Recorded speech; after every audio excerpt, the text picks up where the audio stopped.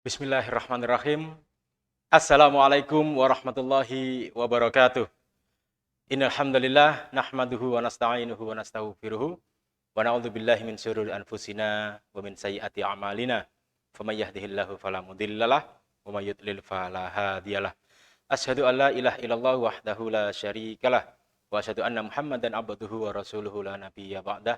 Allahumma shalli wa sallim ala habibinal Mustafa Muhammad sallallahu alaihi wasallam. Baik, kawan muda ID.Vasco yang dirahmati Allah, bertemu kembali dalam channel kita bersama.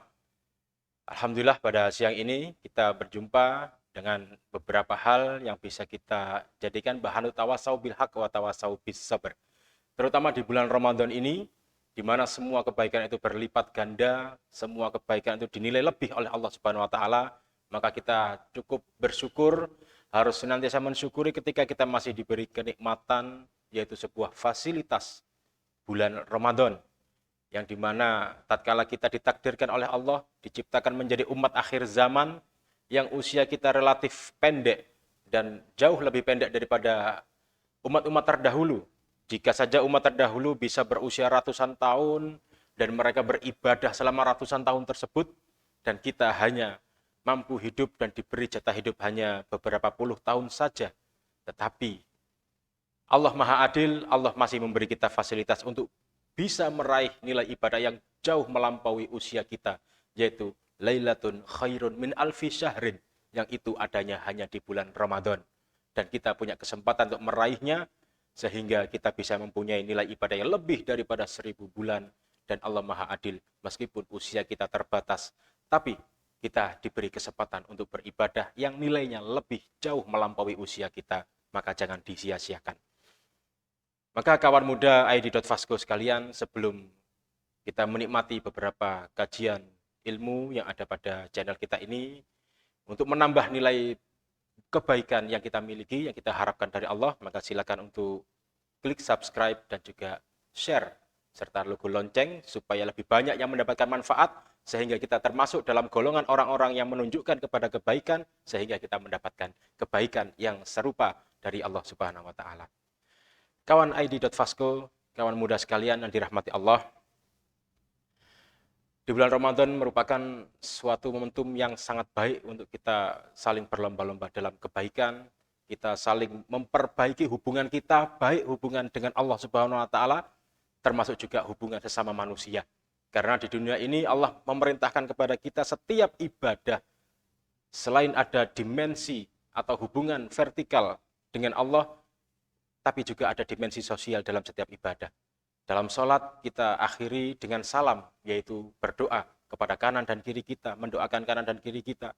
Ketika kita berpuasa dan tuntas nanti, juga masih harus melaksanakan yang namanya zakat, yaitu berbagi, memberi manfaat kepada sesama manusia.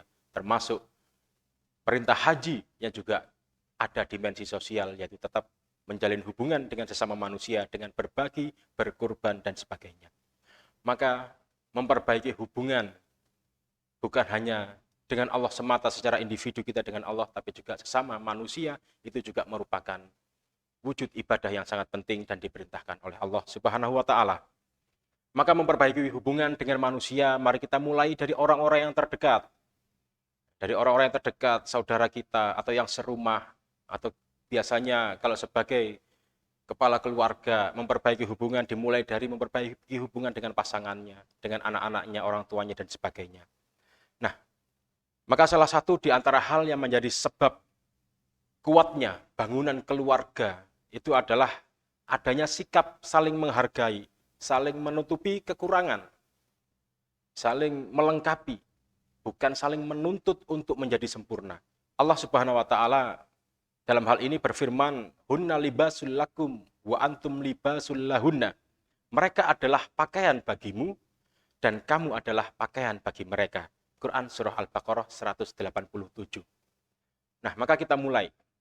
Dalam kehidupan berkeluarga, maka hendaknya seorang suami pertama kali yaitu memperbaiki hubungannya dengan istrinya, yaitu dengan saling memahami, saling melengkapi. Yang namanya pakaian itu adalah fungsinya untuk menutupi keburukan.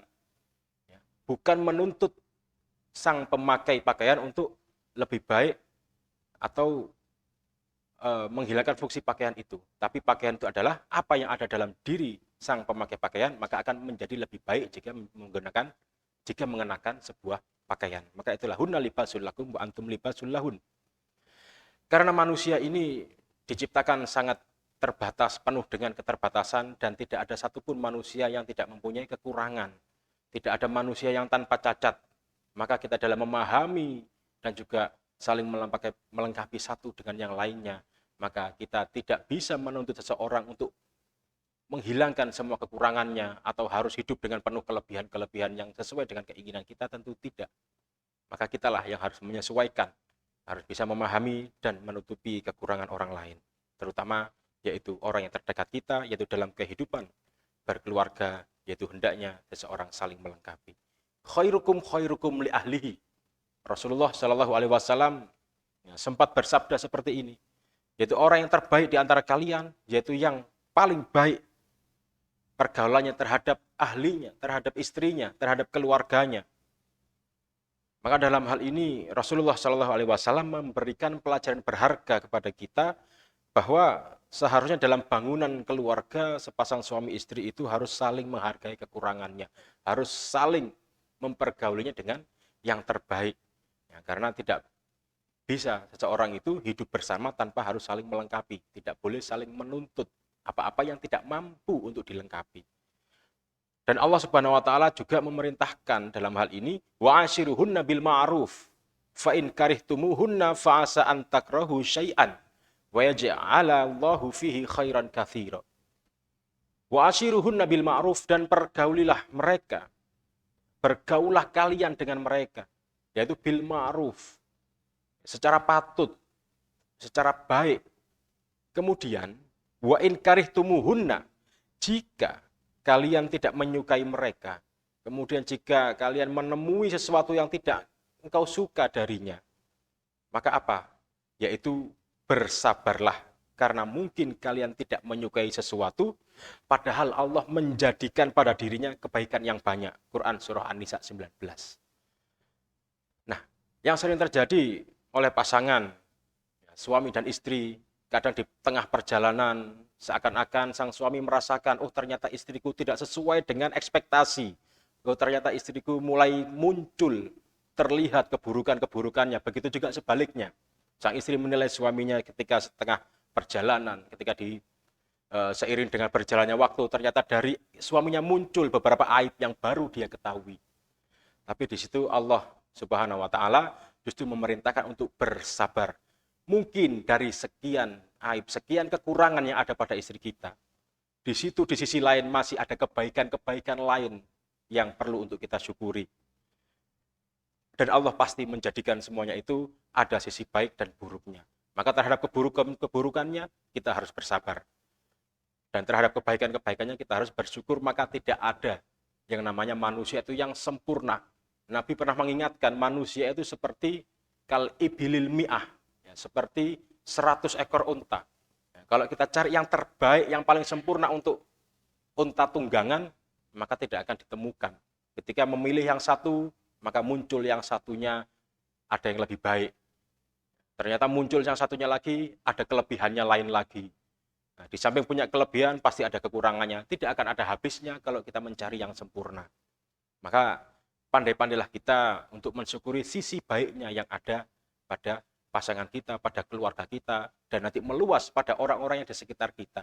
Bahkan dalam berpartner kerja pun juga kita tidak bisa mendambakan seorang partner kerja yang sempurna, yang sesuai dengan keinginan kita. Tidak. Man talaba akhon bila aibin, baqiya bila akhin. Barang siapa yang mencari saudara, barang siapa yang mencari teman tanpa aib, maka dia akan tinggal, dia akan tetap tidak punya teman. Tidak akan punya teman, tidak akan punya partner. Kalau mencari partner, mencari teman, apalagi mencari pasangan hidup yang tanpa aib. Sungguh semuanya pasti ada sisi kekurangan dan kelebihan masing-masing. Kawan muda ID.Vasco yang dirahmati Allah, sampai pada suatu saat ada sebuah kisah dari seorang alim, ya, Ibnul Arabi mengisahkan ada seorang ulama, seorang yang alim yang berilmu, yang dihormati, banyak pengikutnya, yaitu Syekh Abu Muhammad bin Zaid. Yang dimana beliau ini memiliki seorang istri yang buruk sikapnya. Kadang percakapannya atau perkataannya menyakiti dirinya. Atau pergaulannya buruk. Maka banyak murid-muridnya, orang-orang banyak yang mempertanyakan kepada Syekh Abu Muhammad bin Zaid ini. Engkau adalah seorang alim. Engkau adalah orang yang disegani. Engkau adalah tokoh agama. Seorang guru, punya banyak murid, yang dianut banyak orang. Bagaimana bisa engkau memiliki istri yang seperti itu perangainya? Apakah tidak sebaiknya engkau tinggalkan saja atau engkau ceraikan saja? Maka apa kata Syekh Abu Muhammad bin Zaid tersebut?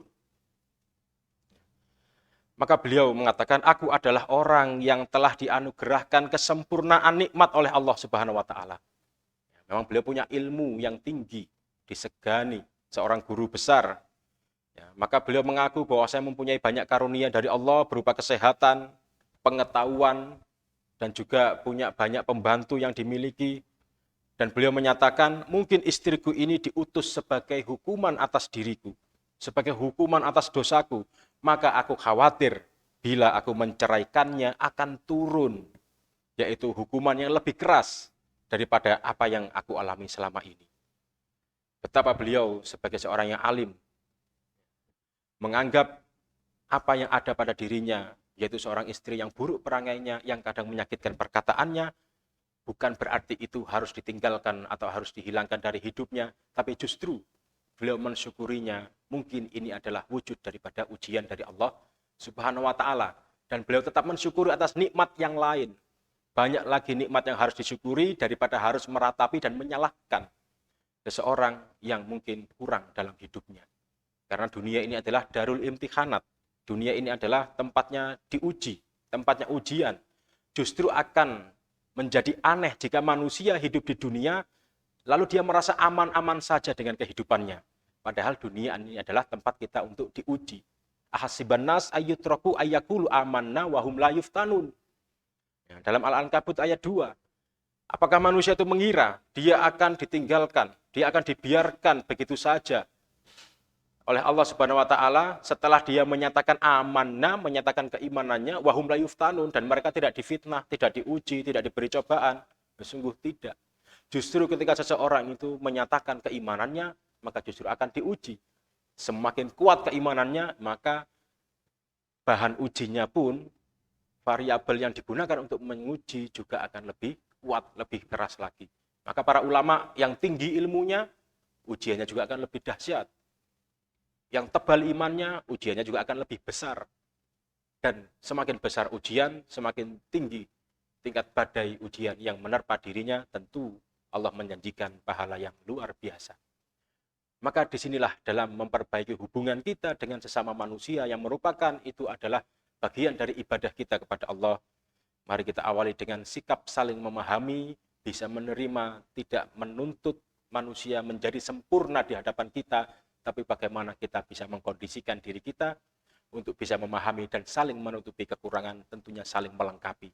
Khususnya dalam kehidupan berkeluarga, suami maka harus bisa menjadi qawwam. Ar-rijalu qawwamuna 'alan nisa. Seorang suami laki-laki itu adalah qawwam, adalah pelindung, pengayom yang mendidik dan mengarahkan, yaitu perempuan. Maka tidak layak jika seorang suami hanya bisa menuntut seorang laki-laki yang harusnya menjadi pemimpin, menjadi pendidik, justru malah sebaliknya menuntut, membebani wanitanya, membebani istrinya, dan siapapun yang berada di bawah tanggung jawabnya. Maka itu sesuatu yang tidak layak. Maka sebagai qawwam, sebagai laki-laki harus bisa mengkondisikan dirinya bagaimana dia menghadapi siapapun. Sungguh kalau kita ingin mencari partner, mencari manusia yang tanpa aib, tidak akan kita temukan satupun. Maka kita pun juga demikian. Kita perlu mengintrospeksi diri kita sendiri. Kita pun di hadapan orang lain juga pasti ada aibnya, pasti ada kurangnya. Maka di momen Ramadan ini, kita adalah sedang dalam bulan yang mulia. Kesempatan semua amal baik dilipat gandakan. Mari kita gunakan sebagai momentum memperbaiki, momentum berlomba-lomba untuk menggapai nilai ibadah yang setinggi-tingginya, sebanyak-banyaknya. Karena Ramadan tidak lain adalah tempat untuk berjuang dan berlomba-lomba, bertanding mendapatkan tempat di sisi Allah Subhanahu wa taala. Bukan lagi kita dalam rangka latihan bukan lagi kita dalam rangka coba-coba, tapi ini adalah Ramadan, sudah waktunya bertanding mendapatkan nilai ibadah yang sebanyak-banyaknya. Maka ritual kita kepada Allah kita perbaiki, kita perkencang lagi, dan juga secara dimensi sosial sesama manusia kita perbaiki hubungan kita sesama manusia, sehingga tidak ada yang mengganjal tatkala kita menuju surganya Allah Subhanahu wa taala. Demikian kawan muda ID.Fasco, semoga apa yang kita bicarakan ini bisa menjadi bahan renungan kita bersama dan kita bisa lakukan dalam kehidupan sehari-hari. Semoga kita tetap mendapat hidayah dari Allah Subhanahu wa taala, dan prestasi Ramadan yang sudah berjalan 10 hari ini kita harus bersiap-siap. Tatkala kita sudah berhasil menjalankan puasa 10 atau 11 hari ini, berarti kita harus bersiap-siap, pasti akan ada ujian yang lebih berat lagi tatkala kita melanjutkan kesempatan kita beribadah Ramadan di hari-hari berikutnya. Semoga kita husnul khotimah dalam menjalani kehidupan dan bisa meraih derajat takwa dari Allah Subhanahu wa taala. Assalamualaikum warahmatullahi wabarakatuh.